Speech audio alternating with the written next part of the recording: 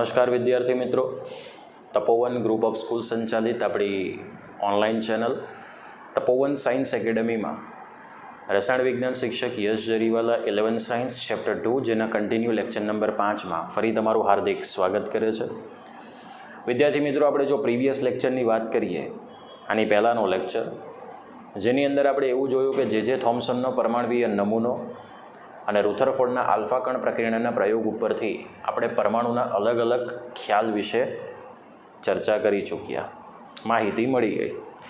થોમ્સનનો પરમાણુવીય નમૂનો એવું કહેતો હતો કે પરમાણુનો જે સમગ્ર ધન વિસ્તાર છે એ ગોળીય સપાટી પર વહેંચાયેલો હોય છે અને એને બેલેન્સ કરવા માટે એટલા જ ઇલેક્ટ્રોન સ્થિત રીતે પરમાણુના અંદરના વિસ્તારમાં કેન્દ્રિત થયેલા હોય, પણ ત્યાં આપણને ઇલેક્ટ્રોન ઓલરેડી ગતિમાં હોય છે એવું આપણને ખબર છે.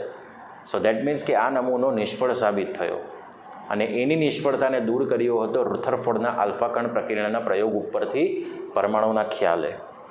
કારણ કે જે થોમ્સનનો પરમાણુવીય નમૂનો હતો એ બેઝિકલી આલ્ફા કણ પ્રક્રિયાના પ્રયોગ માટે થોડો નિષ્ફળ સાબિત થયો, બરાબર.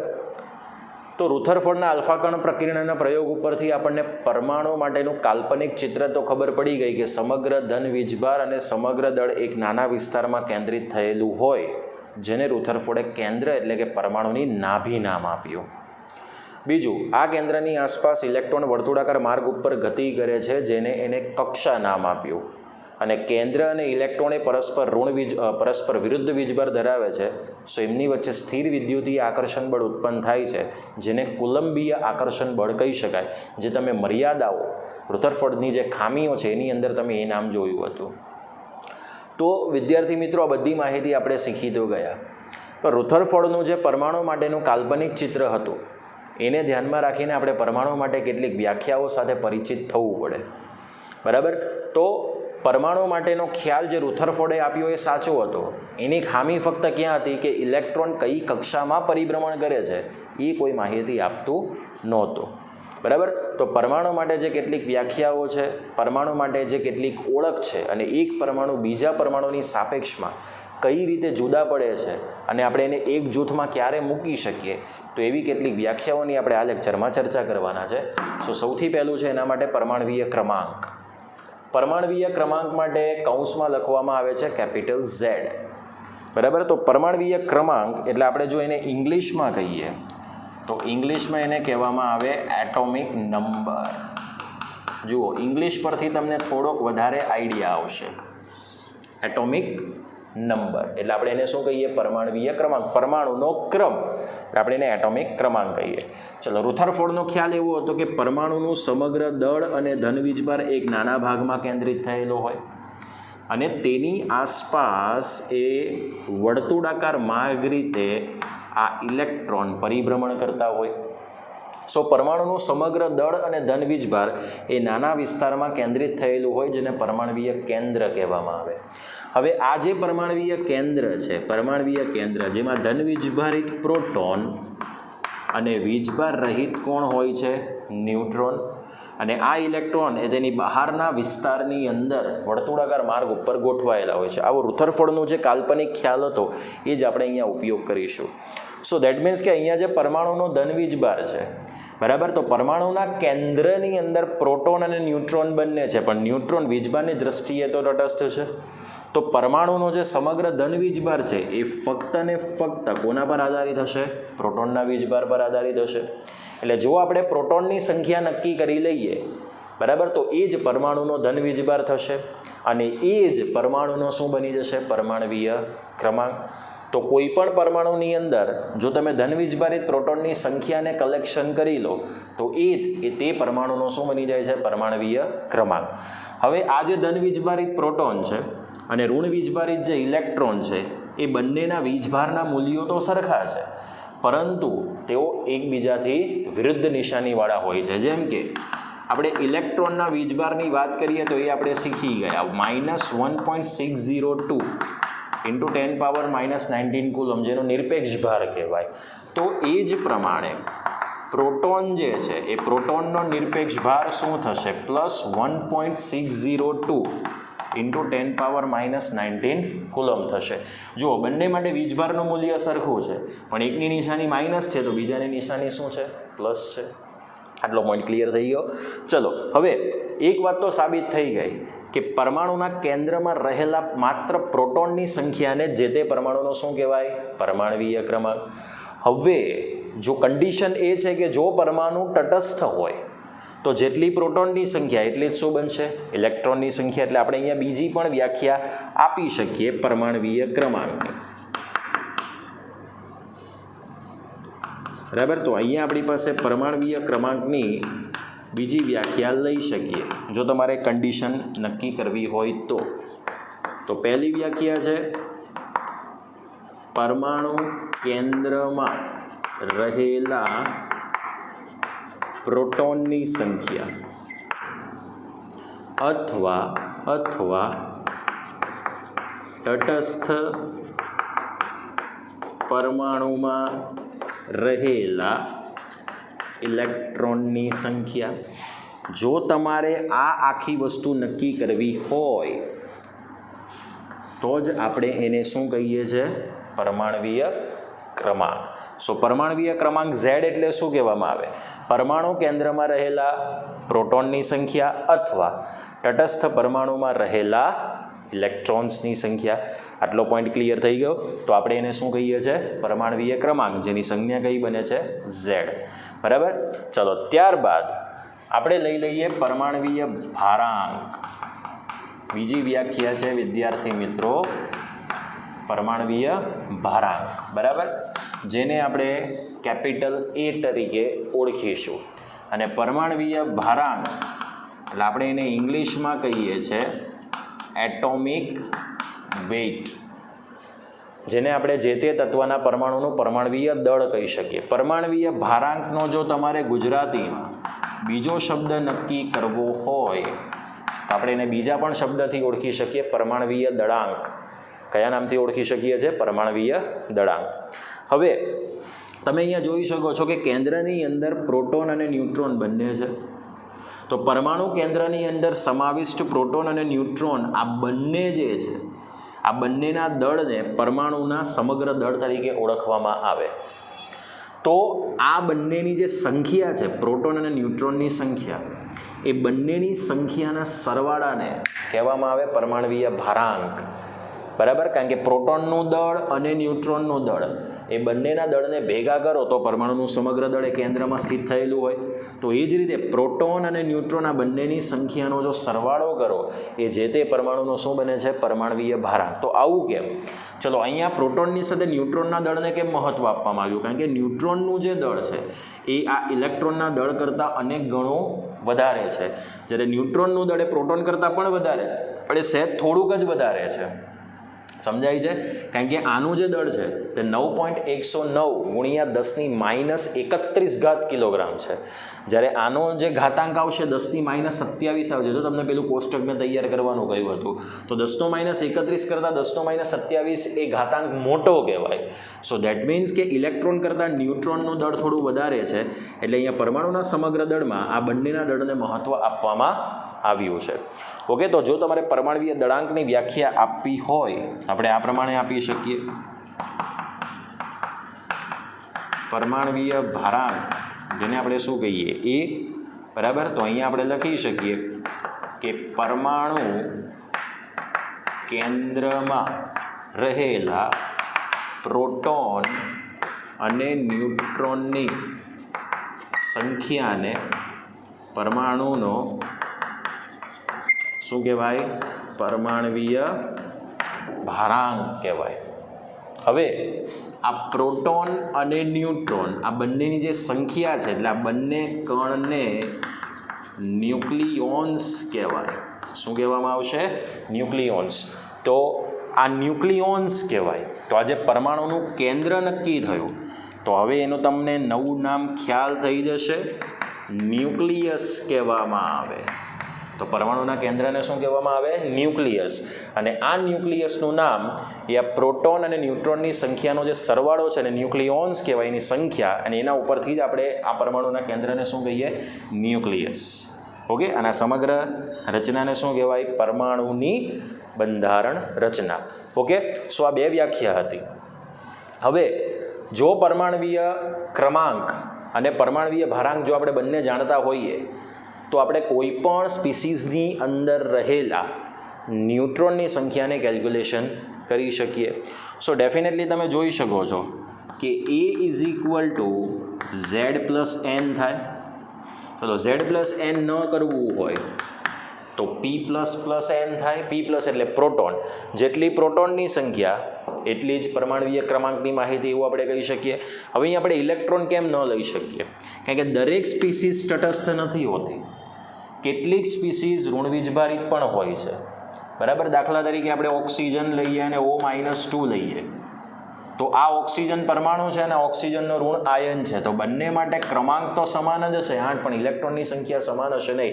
સો દેટ મીન્સ કે બંને માટે પ્રોટોનની સંખ્યા તો સમાન જ હોય, બરાબર. પણ કદી ઇલેક્ટ્રોનની સંખ્યા એ એક જ તત્વના આયનમાં સમાન હોતી નથી. આ વસ્તુ સમજી લેજો.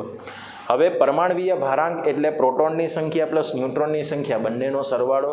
તો જો તમારે આના પરથી ન્યુટ્રોનની સંખ્યા આઈડેન્ટિફાઈ કરવી હોય તો ન્યુટ્રોનની સંખ્યા ઇઝ ઇક્વલ ટુ શું લખી શકાશે? A માઇનસ ઝેડ, બરાબર, અથવા A માઇનસ P પ્લસ લખાય કે નહીં? તો આપણે આ રીતે ન્યુટ્રોનની સંખ્યાને કન્સિડર કરી શકીએ, બરાબર. હું કેટલાક એક્ઝામ્પલ અત્યારે લઉં છું, બાકીના એક્ઝામ્પલ તમને પેમ્પલેટમાં આપ્યા છે, એ પ્રમાણે તમારે ફોકસ કરી દેવાના, બરાબર. ચલો અહીંયા માની લો કે તમારી પાસે 16S32 આ પ્રકારની માહિતી છે. તો ચલો આ 16 છે, સો Z is equal two 16, P plus is equal two 16. તટસ્થ પરમાણુ છે એટલે જેટલી પ્રોટોનની સંખ્યા એટલી જ ઇલેક્ટ્રોનની સંખ્યા 16 આવશે. પણ ન્યુટ્રોનની સંખ્યા એટલે એમાંથી Z બાદ કરો તો એ પણ 16 જ આવશે. તો આ તમને એક એક્ઝામ્પલ મેં આપી દીધું. બાકીના એક્ઝામ્પલ તમને ઓલરેડી પેમ્પલેટમાં કેટલાક ઉદાહરણ સ્વરૂપે આ થિયરી પછી આપ્યા છે, તમારે જાતે પાકી બુકની અંદર લખી દેવાના. સમજાઈ ગયું? હવે જો તમે પરમાણુ માટે પરમાણવીય ક્રમાંક અને પરમાણવીય ભારાંક જ્યારે નક્કી કરો છો ત્યારે અન્ય બીજી કેટલીક વ્યાખ્યાઓ પણ નક્કી થાય છે, અને એ વ્યાખ્યાઓની હવે આપણે ફૂલ ડિટેલમાં ચર્ચા કરીશું, જેનો થોડો ઘણો ખ્યાલ એ પહેલા ચેપ્ટરમાં આવી ચૂક્યો છે. ઓકે, તો હવે આપણે નેક્સ્ટ ટોપિક ઉપર જઈએ, જે પરમાણુની કેટલીક વિશિષ્ટતા રજૂ કરશે. તો જઈએ આપણે નેક્સ્ટ ટોપિક ઉપર. ચલો હવે આપણી પાસે જે નેક્સ્ટ થિયરી છે એમાં એવું છે કે જો આપણે પરમાણુની જે ન્યુક્લિડ્સ છે એ પરમાણુના ન્યુક્લિડ્સને જો આપણે યોગ્ય સંજ્ઞા દ્વારા રજૂઆત કરી દઈએ તો ડેફિનેટલી આપણે પ્રોટોન, ઇલેક્ટ્રોન અને ન્યુટ્રોનની સંખ્યા માટે સાબિત કરી શકીએ પર્ટિક્યુલર માહિતી. જો માની લો કોઈ પણ પરમાણુની ન્યુક્લિડ્સને આપણે X તરીકે દર્શાવીએ તો X એટલે કોઈ પણ તત્વની સંજ્ઞા હશે, બરાબર, જેમાં નીચેની તરફ પરમાણવીય ક્રમાંક જેને આપણે Z કહીએ છીએ. શું કહીએ છીએ વિદ્યાર્થી મિત્રો? Z. એટલે એને આપણે પરમાણવીય ક્રમાંક કહીએ. અને ડાબી બાજુ ઉપરની તરફ A છે, જેને આપણે શું કહીએ છીએ? પરમાણવીય દળાંક. પરમાણવીય દળાંક એટલે આપણે એને શું કહી શકીએ? પરમાણવીય ભારાંક કહેવાય. હવે જ્યાં Z દર્શાવવામાં આવે છે એને મૂર્ધાંક કહેવામાં આવે. જ્યાં Z દર્શાવવામાં આવે છે એને આપણે પાદાંક કહીશું. પાદાંક એટલે ચરણ. ચરણ હંમેશા ક્યાં હોય? નીચેની તરફ હશે. તો Z નીચેની તરફ છે એટલે આપણે એને પાદાંક કહીએ, અને દળાંક ઉપર છે એટલે એને મૂર્ધાંક કહેવામાં આવે. એટલે એ ડાબી બાજુ ઉપરની તરફ છે અને Z ડાબી બાજુ નીચેની તરફ છે. બોલો, આ પ્રમાણે આપણે સંજ્ઞાને બિરદાવી શકીએ. હવે જો તમે કોઈ પણ પરમાણુની ન્યુક્લિડ્સ એટલે કે સ્પીસીસને જો તમે આ સંજ્ઞા દ્વારા દર્શાવો તો ડેફિનેટલી આપણે કેટલાક એવી વ્યાખ્યાઓ સાથે પરિચિત થઈ શકીએ કે જે આપણા માટે ઓલરેડી જોવા મળશે, અને એ રસાયણ વિજ્ઞાન માટે ખૂબ જરૂરી છે. કારણ કે રાસાયણિક ગુણધર્મો, ભૌતિક ગુણધર્મો એના પર આધારિત તારવવામાં આવ્યા છે. એના પર જતાં પહેલાં તમે કેટલાક એવા પ્રશ્નો જોયા હશે ક્રમાંક અને દળાંક પછી કે જે ફક્ત તટસ્થ સ્પીસીઝ હતી. હવે માની લો કે તમારી પાસે O-2 છે, ઓક્સાઇડ આયન છે O-2, તો આનો પરમાણવીય ક્રમાંક 8 થશે, પરમાણવીય ભારાંક 16 થશે, બરાબર. તો આના માટે તમે જોશો તો ઝેડની સંખ્યા 8 થશે, ન્યુટ્રોનની સંખ્યા 16માંથી 8 બાદ કરો એટલે 8 જ થશે, પણ ઇલેક્ટ્રોનની સંખ્યા આને થોડું ફોકસ કરવાનું છે. જે પ્રોટોનની સંખ્યા કરતાં વધારે છે કે ઓછી છે એ આપણે કેલ્ક્યુલેશન કરવાનું છે. તો અહીંયા ઓલરેડી ઋણ વીજભારિત આયન છે, ઓકે, -2. હવે ઋણ વીજભારિત આયન હોય તો ધેટ મીન્સ કે પ્રોટોન કરતાં એટલા ઇલેક્ટ્રોન વધારે હશે. તો અહીંયા ઓક્સિજનનો ઋણ વીજભાર કેટલો છે? -2. સો પ્રોટોન કરતાં અહીંયા 2 ઇલેક્ટ્રોન વધારે હશે. સો ધેટ મીન્સ કે ઇલેક્ટ્રોનની સંખ્યા કેટલી છે? 10. પોઈન્ટ ક્લિયર થઈ ગયો. એટલે કોઈ પણ તત્વનો આયન હોય, ધન હોય કે ઋણ હોય, પણ એમાં જે ક્રમાંક છે એ જ એની બને છે પ્રોટોનની સંખ્યા, પણ ઇલેક્ટ્રોનની સંખ્યામાં ફેરફાર હશે. આટલી વસ્તુ જે શીખવાડવાની હતી મેં તમને શીખવાડી દીધી. હવે કેટલીક વ્યાખ્યાઓ સાથે આપણે માહિતગાર થવાના છે, જેની અંદર પહેલી વ્યાખ્યા છે સમભારિકો. પહેલી વ્યાખ્યા છે સમભારિકો. સમભારિકોને શું કહેવામાં આવશે? તો ઇંગ્લિશમાં એને કહેવામાં આવે આઇસોબાર્સ. શું કહેવામાં આવશે? આઇસોબાર્સ. હવે સમભારિકોને ઓળખવું હોય તો શું સમાન છે ને શું જુદું છે એ તમે નક્કી કરી લો, એટલે તમે સમભારિકોની વ્યાખ્યા આપી શકો. ચલો, સમભારિકોમાં તમે જોઈ શકો છો ભાર સમાન છે. તો જે સ્પીસીઝના પરમાણવીય ભારાંક કેવા હોય? સમાન હોય, પરંતુ પરમાણવીય ક્રમાંક એ જુદા જુદા હોય તો સમજી લેવાનું કે એવી સ્પીસીઝને એકબીજાના સમભારિકો કહેવાય. દેટ મીન્સ કે આઇસોબાર્સ કહેવાય. બરાબર. ચલો, હવે આને સમજવા માટે આપણે એક એક્ઝામ્પલ લઈએ. બરાબર. એક્ઝામ્પલ કંઈક આ રીતનું છે.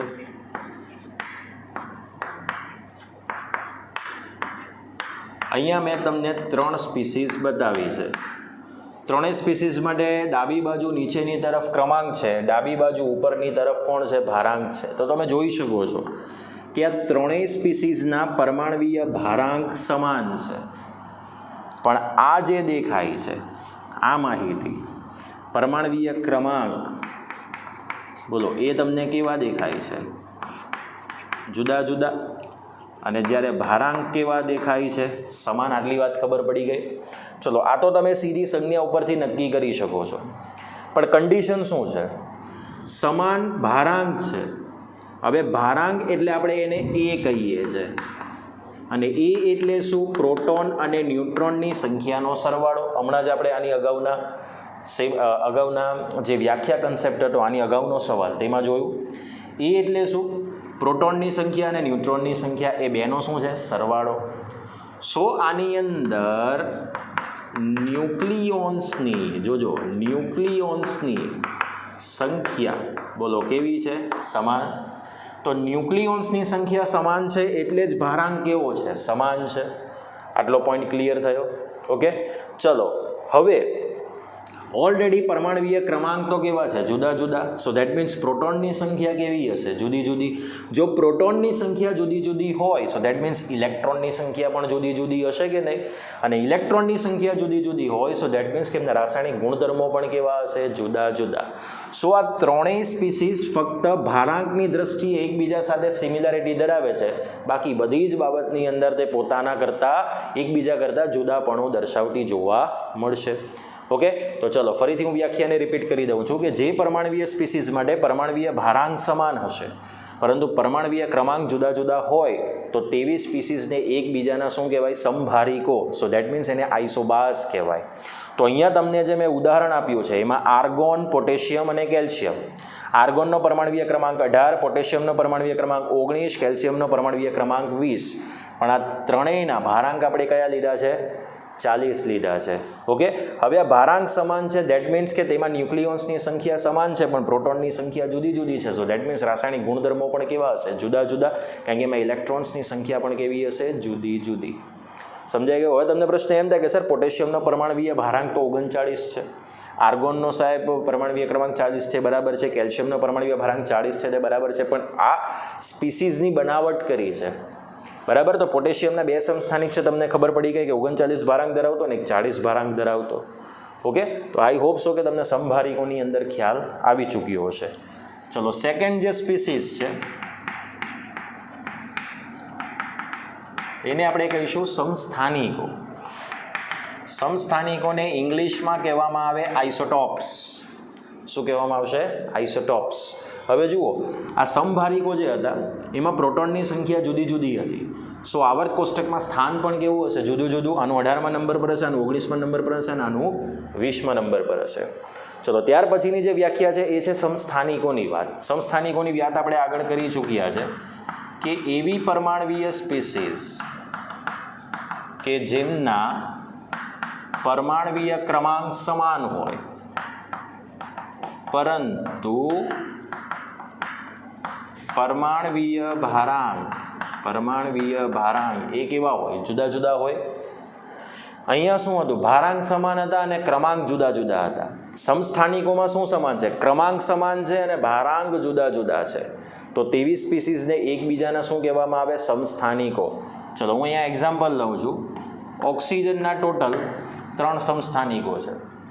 ત્રણેય સમસ્થાનિક માટે ક્રમાંક સમાન છે, એટલે ત્રણેય સમસ્થાનિકો જે છે, ત્રણેય પરમાણુ, એના પરમાણવીય ક્રમાંક 8 હશે. પણ ત્રણેયના ભારાંક જુદા જુદા છે. એકનો 16 છે, બીજાનો 17 છે અને ત્રીજાનો 18 છે. જેમાં 18મા નંબરનો જે પરમાણવીય ભાર ધરાવતો પરમાણુ છે એ રેડિયો એલિમેન્ટ્સ છે, રેડિયો એક્ટિવ સમસ્થાનિક છે, કે જે ટ્રેસર વિધિ અને બીજી કેટલીક અન્ય રેડિયો કાર્બન ડેટિંગ પદ્ધતિ છે એની બનાવટમાં અથવા તો એની શોધ માટે કે નમૂનો કેટલા વર્ષ જૂનો છે તેને O18 સમસ્થાનિક વપરાય છે. ચલો, જોઈ શકો છો અહીંયા ઓલરેડી ક્રમાંક સમાન છે પણ ભારાંક જુદા જુદા છે. હવે જોઈ શકીએ. ચલો, એની અંદર પ્રોટોનની સંખ્યા સમાન છે. જોજો, આ ત્રણેયની અંદર પ્રોટોનની સંખ્યા સમાન છે. ત્રણેય સ્પીસીસ તટસ્થ છે ને, સો દેટ મીન્સ કે ઇલેક્ટ્રોનની સંખ્યા પણ સમાન છે. પણ ન્યુટ્રોનની સંખ્યા છે એ જુદી જુદી છે. 16માંથી 8 બાદ કરો તો પહેલામાં 8, 17માંથી 8 બાદ કરો તો બીજામાં 9, 18માંથી 8 બાદ કરો તો ત્રીજામાં 10. તો એનો મતલબ કે આવી જે સમસ્થાનિક સ્પીસીસ છે એના ભારાંક જુદા જુદા છે. એનું એક જ રીઝન છે કે ત્યાં ન્યુટ્રોનની સંખ્યામાં તફાવત છે. અને ન્યુટ્રોનની સંખ્યામાં તફાવત છે તો એવું કહી શકીએ આપણે કે દેટ મીન્સ ભારાંક પણ જુદા જુદા આવશે. તો હવે અહીંયા ન્યુક્લિયોન્સની સંખ્યા જુદી જુદી છે. જુઓ, સમભારિકોમાં શું સમાન હતું? ન્યુક્લિયોન્સની સંખ્યા. જ્યારે સમસ્થાનિકોમાં શું? ન્યુક્લિયોન્સની સંખ્યા તો જુદી જુદી છે. આ બીજી વ્યાખ્યા થઈ શકે. ચલો, ત્યારબાદ આ ત્રણેયની અંદર ઇલેક્ટ્રોનની સંખ્યા સમાન છે તો આ ત્રણેયના રાસાયણિક ગુણધર્મો કેવા હશે? સમાન. રાસાયણિક ગુણધર્મો માટે આપણે ન્યુટ્રોનની સંખ્યાને કદી મહત્વ આપતા નથી. આ વાત ધ્યાનમાં રાખજો. ચલો, આ તો ઓક્સિજનના 3 સમસ્થાનિક થયા. આપણે હાઇડ્રોજનના લઈ લઈએ તો હાઇડ્રોજનના પણ 3 સમસ્થાનિકો છે. ત્રણેયનો પરમાણવીય ક્રમાંક 1 છે પણ ભારાંક ત્રણેયના જુદા જુદા છે. હવે આ જે 1H1 કરીને જે છે, બરાબર, એ સમસ્થાનિકને કહેવામાં આવે છે પ્રોટિયમ. આ જે છે, બરાબર, એને કહેવામાં આવે ડ્યુટેરિયમ. અને 1H3 જે ત્રીજો છે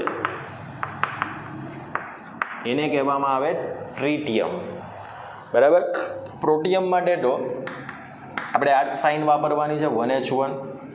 બરાબર. ડ્યુટેરિયમ માટે તમે આ સાઇન વાપરી શકો, 1D2. અને ટ્રિટિયમ માટે તમે આ સંજ્ઞા વાપરી શકો, 1T3. ઓકે. એમાં જે પ્રોટિયમની વાત કરીએ તો પ્રોટિયમનું ટકાવાર પ્રમાણ સૌથી વધારે છે, 99.985% જેટલું છે. બરાબર. ડ્યુટેરિયમનું પ્રમાણ છે 0.0156% જેટલું છે. અને ટ્રિટિયમનું જે પ્રમાણ છે એ 10⁻15% જેટલું છે. આ વાત થોડીક ધ્યાનમાં રાખવી. આવું પ્રમાણ તમને પૂછી શકાય. બરાબર. સો એનો મતલબ કે આ જે પ્રોટિયમ છે તો હાઇડ્રોજનનો જે આયન બને છે ને H+, જેને આપણે એનોડિક કિરણમાં નામ આપ્યું હતું પ્રોટોન, એ આ પ્રોટિયમ સમસ્થાનિક ઉપરથી આવે છે. સમજાય છે? એટલે પ્રોટિયમ સમસ્થાનિક ઉપરથી જ H+નું નામ શું આવ્યું છે? પ્રોટોન તરીકે આવ્યું છે. કાર્બનની વાત કરીએ તો કાર્બનના પણ 3 સમસ્થાનિક છે વિદ્યાર્થી મિત્રો. બરાબર. જેમાં એને C12, C13 અને C14. જો સમસ્થાનિકને તમારે ઓળખવા હોય ને તો ભારાંક પરથી ઓળખી શકાય. બરાબર. C12, C13, C14 બીકોઝ ત્રણેય સમસ્થાનિક માટે ક્રમાંક તો કેવો છે? સમાન જ છે. સો ત્રણેયના રાસાયણિક ગુણધર્મો કેવા હશે? સમાન હશે. બીજી વસ્તુ, જે સમસ્થાનિક રેડિયો એક્ટિવ એલિમેન્ટ્સ છે એને આપણે છે ને સ્ટાર કરી દઈએ. સ્ટાર એટલે રેડિયો એક્ટિવ સમસ્થાનિક કહેવાય કે એની જેટલી પણ પ્રક્રિયા છે તે બાકીના સમસ્થાનિક કરતાં થોડીક જુદી હશે. એ જ રીતે કાર્બનની અંદર C14 રેડિયો એક્ટિવ સમસ્થાનિક છે. ટ્રિટિયમની અંદર હાઇડ્રોજનની અંદર ટ્રિટિયમ એ રેડિયો એક્ટિવ સમસ્થાનિક છે. યુરેનિયમની વાત કરીએ તો યુરેનિયમના પણ છે ને 3 સમસ્થાનિક છે, બરાબર, જેમાં દરેકનો પરમાણવીય ક્રમાંક એ 92 છે. જેમાં એક છે યુરેનિયમનો 234 પરમાણવીય ભારાંક ધરાવતો, બીજો છે યુરેનિયમ 235 અને ત્રીજો છે યુરેનિયમ 238. બરાબર, તો ત્રણેય સમસ્થાનિક યુરેનિયમના જોઈ લો તો ક્રમાંક સમાન છે પણ ભારાંક કેવા છે? જુદા જુદા, બિકોઝ ન્યુટ્રોનની સંખ્યા કેવી હશે? જુદી જુદી. ચલો, ત્યાર પછી ત્રીજી જે વ્યાખ્યા છે એ છે સમન્યુટ્રોનીય. સમન્યુટ્રોનીય એટલે આપણે એને કહી શકીએ ઇંગ્લિશમાં આઇસોટોન્સ. શું કહી શકીએ? આઇસોટોન્સ, જેને સમન્યુટ્રોનીય કહેવાય. સો સમન્યુટ્રોનીયનો મતલબ શું થાય કે જે સ્પીસીઝની અંદર ન્યુટ્રોનની સંખ્યા સમાન હોય. શું સમાન હશે? ન્યુટ્રોનની સંખ્યા. બરાબર, હવે ન્યુટ્રોનની સંખ્યા ભલે સમાન છે પણ આ એક એવી સ્પીસીઝ છે જેના પરમાણવીય દળાંક અને પરમાણવીય ક્રમાંક એટલે કે ઝેડ આ બંને કેવા હશે? જુદા જુદા. તો આપણે એવી સ્પીસીઝને કહી શકીએ સમન્યુટ્રોનીય, જેને આપણે આઇસોટોન્સ કહેવાય. વિદ્યાર્થી છે ને અહીં અને આ સ્પીસીઝ બંનેની અંદર છે ને થોડુંક કન્ફ્યુઝન ઉત્પન્ન કરે છે. સમભારિકો એને આઇસોબાસ કહેવાય, એટલે ભારાંક સમાન છે, ક્રમાંક જુદા છે. બરાબર, સમન્યુટ્રોનીય એટલે ન્યુટ્રોનની સંખ્યા સમાન છે પરંતુ બધી સ્પીસીઝના ક્રમાંક અને દળાંક બંને કેવા હશે? જુદા જુદા. ચલો, એના માટે આપણે એક એક્ઝામ્પલ લઈએ. સિલિકોન, ફોસ્ફરસ અને સલ્ફર. ચલો, ત્રણેયની અંદર આપણે વાત કરીએ તો ત્રણેયમાં જોઈ શકો છો, બોલો, ક્રમાંક જુદા છે, ભારાંક પણ જુદા છે. સો દેટ મીન્સ કે આને સમન્યુટ્રોનીય સ્પીસીસમાં મુકાય કે નહીં? તો ન્યુટ્રોનની સંખ્યા ચેક કરો. ચલો, અહીંયા ન્યુટ્રોનની સંખ્યા 30માંથી 14 બાદ કરો, 16 આવશે. અહીંયા ન્યુટ્રોનની સંખ્યા 31માંથી 15 બાદ કરો, 16 આવશે. અહીંયા ન્યુટ્રોનની સંખ્યા 32માંથી 16 બાદ કરો, બોલો, 16 આવશે. તો આના પરથી એવું નક્કી થાય કે ત્રણેયની અંદર ન્યુટ્રોનની સંખ્યા સમાન છે. તો દેટ મીન્સ આવી સ્પીસીસને શું કહેવામાં આવે? સમન્યુટ્રોનીય સ્પીસીસ કહેવાય. શું કહેવામાં આવે? સમન્યુટ્રોનીય સ્પીસીસ. ઓકે, સો આ ખ્યાલ થઈ ગયો કે જો આપણે પરમાણુના પરમાણવીય ક્રમાંક કે ભારાંક જાણતા હોઈએ તો ડેફિનેટલી આપણે બધી માહિતી ખૂબ ક્લિયર રીતે નક્કી કરી શકીએ છીએ.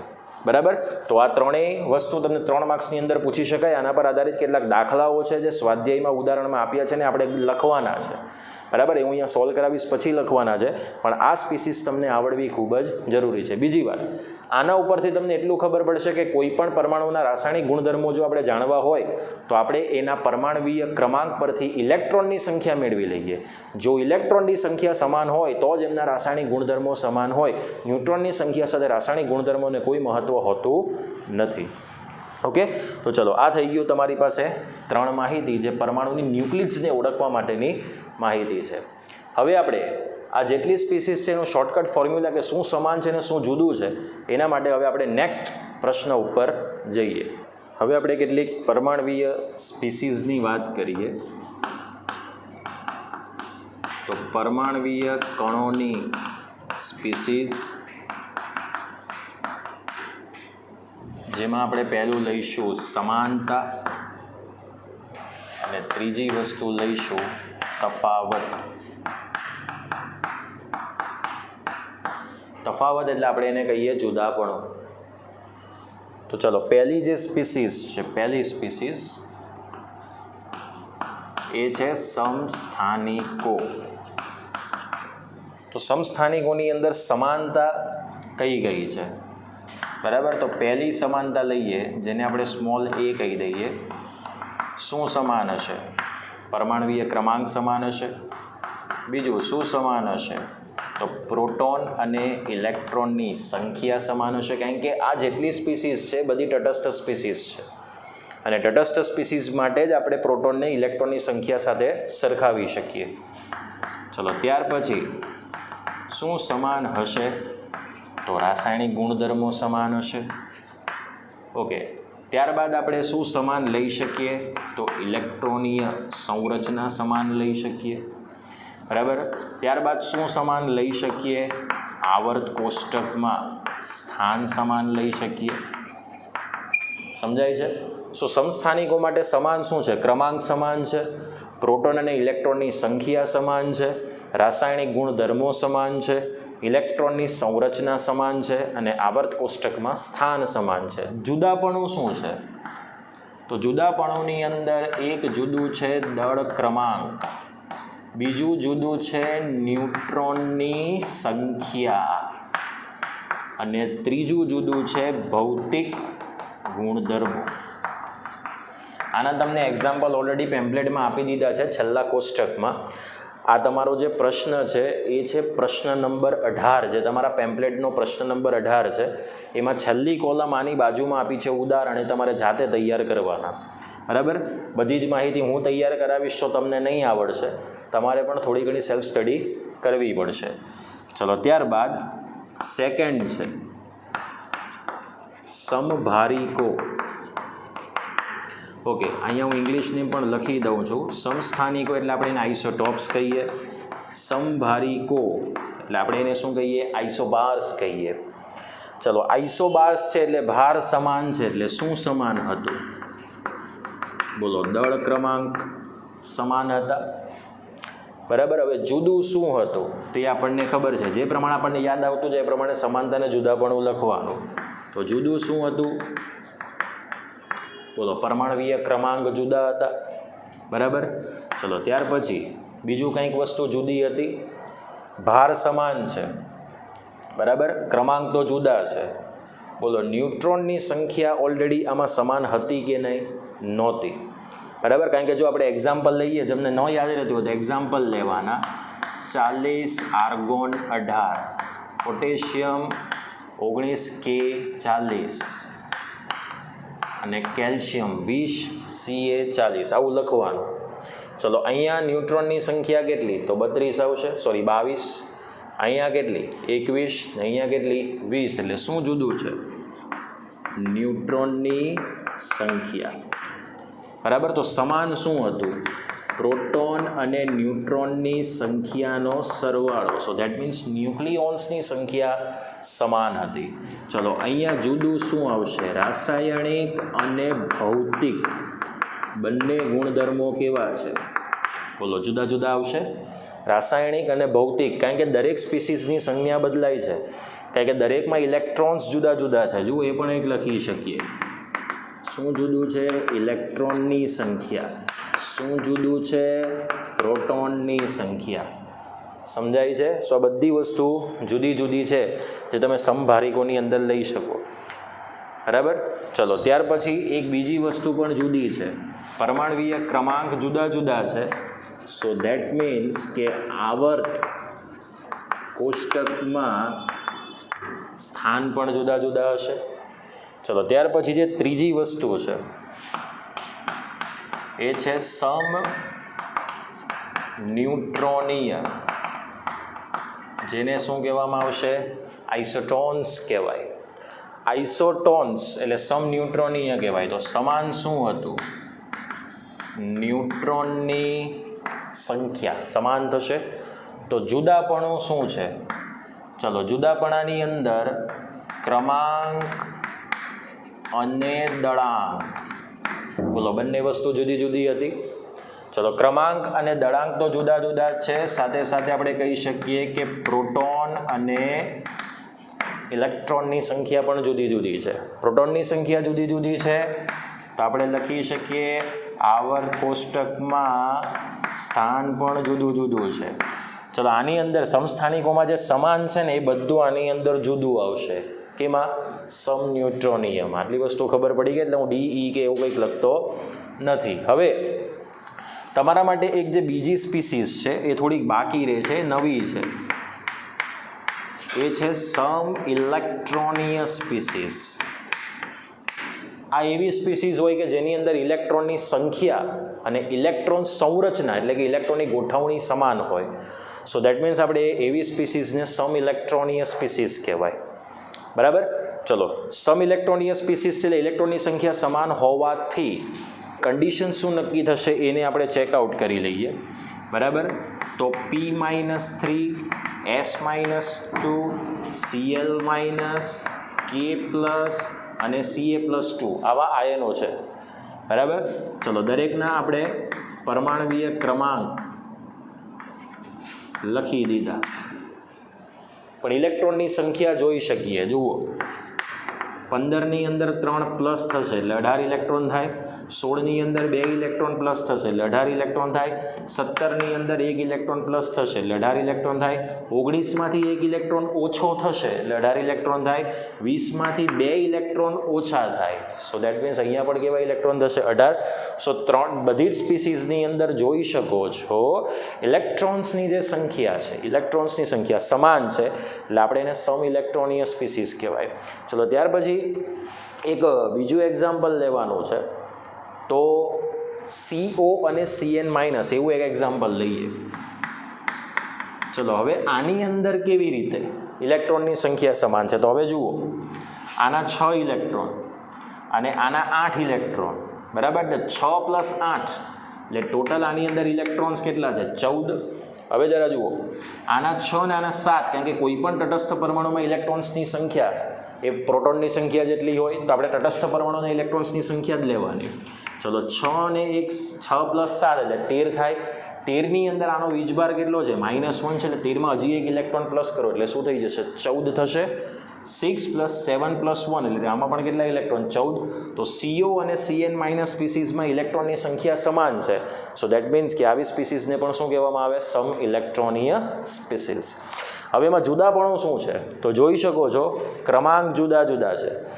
તો દરેકના ભારાંક પણ જુદા જુદા આવશે. ફોસ્ફરસનો 31, સલ્ફરનો 32, Cl નો 35.5, પોટેશિયમનો 39 ને કેલ્શિયમનો 40. તો ક્રમાંક અને દળાંક બંને આની અંદર કેવા છે? જુદા જુદા. સમાન ફક્ત શું હશે? ઇલેક્ટ્રોનની સંખ્યા અને ઇલેક્ટ્રોનની સંરચના. સમજાઈ ગયું? સો આ દરેકની જે ઇલેક્ટ્રોનીય સંરચના છે ને આ સ્પીસીઝોની, એ દરેકની ઇલેક્ટ્રોનીય સંરચના એ આર્ગોન જેવી આવશે. 2 8 8, બિકોઝ દરેકની અંદર ઇલેક્ટ્રોન્સ કેટલા છે? 18. સમજાઈ ગયું? સો વિદ્યાર્થી મિત્રો, આ લેક્ચરમાં આપણો જે 5મો લેક્ચર છે એ ખૂબ અગત્યનો છે અને તમારે પરફેક્ટલી એની તૈયારી કરવાની છે. ઓકે? સો આપણે નેક્સ્ટ લેક્ચરમાં મળીશું નવા ટોપિક અને નવા કન્સેપ્ટની સાથે. જય હિન્દ, જય ભારત.